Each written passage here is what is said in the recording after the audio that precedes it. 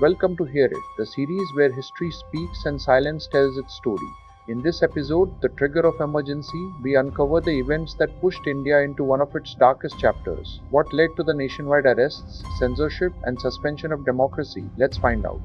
So, was Justice Ayer's decision the trigger for the emergency?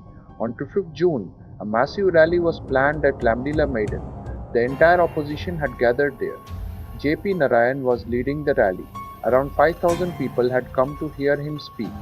Faces stretched as far as the eye could see. The crowd was huge.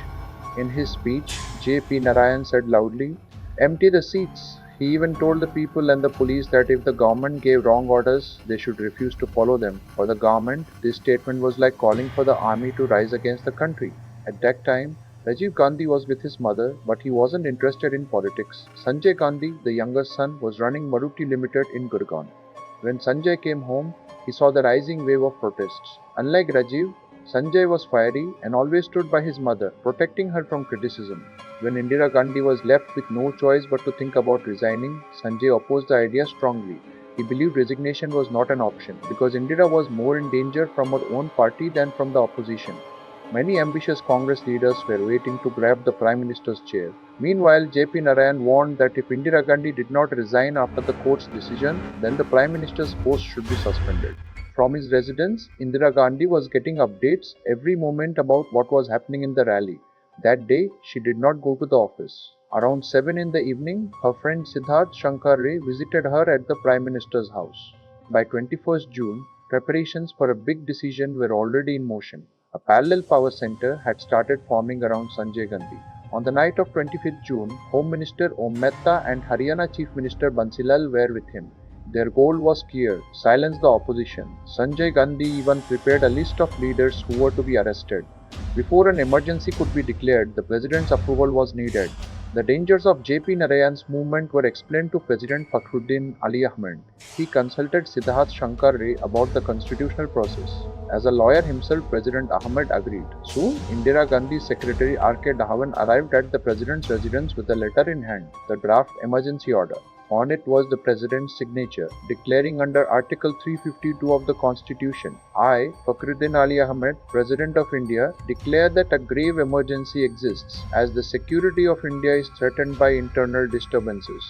With that one signature, the entire country slipped into Indira Gandhi's control. Fear spread everywhere. Arrests began across the nation. No one could protect the country from the political trap Indira Gandhi had laid. Article 352 was now her shield. But what exactly is an emergency? If India faces a rebellion, the president can declare an emergency under Article 352. During this time, the central government takes over control of the states. Under Article 19, citizens lose their basic rights: freedom of speech, movement, work, communication, and more. That night, after long talks between Indira and Sanjay Gandhi, the full roadmap was ready. All Indira needed was an excuse to enforce it. She found it when, on 23rd June 1975, opposition leaders raised JP Narayan to lead the protest against her. Narayan accepted the responsibility, saying that if Indira Gandhi stayed in power despite being found guilty by the Allahabad High Court, then democracy itself was at risk. That's why he organized the massive opposition rally, which drew thousands of people. JP Narayan was not just raising slogans, he even urged the police and the army to reject illegal orders from the government. To Indira Gandhi, this was the perfect excuse to declare an emergency, branding it as a call for armed rebellion. On 25th June 1975, after returning from the rally, JP Narayan was resting. At 2 a.m., he was arrested. The leader who had fought for freedom was once again robbed of it. This was Hear It, bringing history to life, one story at a time. Stay tuned for the next part of our series, National Emergency 1975, where we explore how the crackdown unfolded across India. Don't forget to subscribe and share your thoughts in the comments. Listen to what matters.